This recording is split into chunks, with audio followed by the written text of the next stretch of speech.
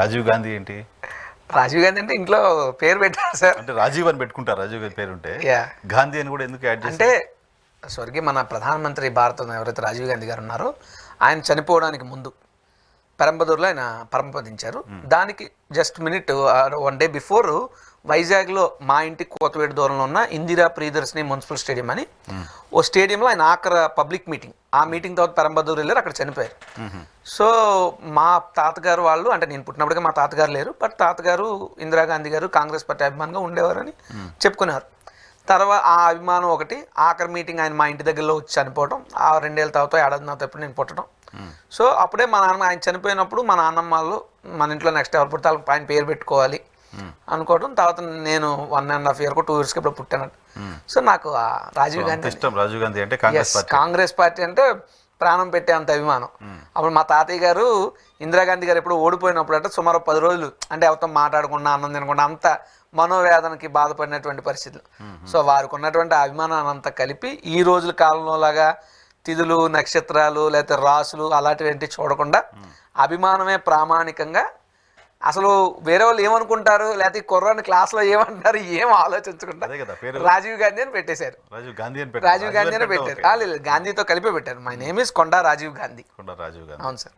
So కొండా Rajiv Gandhi Congress party పైన అంత ఇష్టంతో ప్రేమతో పేరు పెడితే రాజీవ్ గాంధీ పార్టీ మారడం ఏంటి? ఇక్కడ కొండా రాజీవ్ గాంధీ పార్టీ మారలేదు సార్. కొండా రాజీవ్ గాంధీని ఎంత అభిమానంతో అయితే కాంగ్రెస్ పార్టీ కోసం మా కుటుంబ సభ్యులు నా పేరు పెట్టారో అదే కాంగ్రెస్ పార్టీలో నేను ఎన్ఎస్యూలో పనిచేశాను, యూత్ కాంగ్రెస్లో పనిచేశాను, బాల కాంగ్రెస్ అని చెప్పి నా చిన్నతనం బాల్యం నుంచి అంత పనిచేసిన అంత అతి గొప్ప కాంగ్రెస్ పార్టీ ఇదే రాజీవ్ గాంధీని బర్తరఫ్ చేసింది. కాంగ్రెస్ పార్టీ బర్తరఫ్ చేసింది. ఆ రోజు నాకు చెయ్యూత్ ఇచ్చింది జగన్మోహన్ రెడ్డి గారు, ఆ రోజు నాకు అండగా నిలబడింది జగన్మోహన్ రెడ్డి గారు. సో ఆ రోజు నుంచి ఈ రోజు వరకు కూడా జగన్మోహన్ రెడ్డి గారు వెనకాల నేను పనిచేసుకుంటాను. కాంగ్రెస్ పార్టీ బర్తరఫ్ చేసేలాగా మీరు బిహేవ్ చేశారేమో పార్టీలో క్రమశిక్షణ. అది కూడా ఉంది. అది కూడా వాస్తవం. ఏంటంటే మా ఉత్తరాంధ్ర ప్రాంతం వరకు ఏదైతే మాకు ప్రత్యేక రైల్వే జోన్, విశాఖ కేంద్రంగా ప్రత్యేక రైల్వే జోన్ అనేటువంటిది తెన్నేటి విశ్వనాథం గారి కాలం నుంచి కూడా విపరీతమైనటువంటి భావోద్వేగాలతో కూడినటువంటి ఉద్యమ ఇష్యూ. అటువంటి ఇష్యూ మీద రాజకీయ పార్టీలకు అతీతంగా ఏదైతే అప్పుడు గుడివాడ అమర్నాథ్ అనే వ్యక్తి వైఎస్ఆర్ కాంగ్రెస్ పార్టీ నాయకుడిగా ఆయన రైల్వే జోన్ కోసం నిరాహార దీక్ష కూర్చున్నాడు. కూర్చున్నప్పుడు ఆ ప్రాంగణానికి పక్కన ఒక హోర్డింగ్ పెట్టి సంతకాల సేకరణ పెట్టారు. దానికి అన్ని పార్టీలను కూడా వాళ్ళు ఆహ్వానించారు. అప్పుడు నేను విద్యార్థి సంఘ నాయకుడిని, ఎన్ఎస్యూఏ లీడర్గానే కాదు, I'm student leader for Andhra university. నేను ఆంధ్ర యూనివర్సిటీ విద్యార్థి సంఘ నాయకుడిగా పనిచేసిన అనుభవం ఉంది నాకు. సో ఆ రోజు పార్టీలకు అతీతంగా మన ప్రాంతం యొక్క సమస్య కాబట్టి ఆంధ్ర యూనివర్సిటీ విద్యార్థి నాయకుడిగా నేను వెళ్ళడం జరిగింది. వెళ్ళి మా మద్దతు ప్రకటించాం మా సమస్యకి, మా ప్రాంత సమస్యకి, మా విద్యార్థి లోకం తరఫున.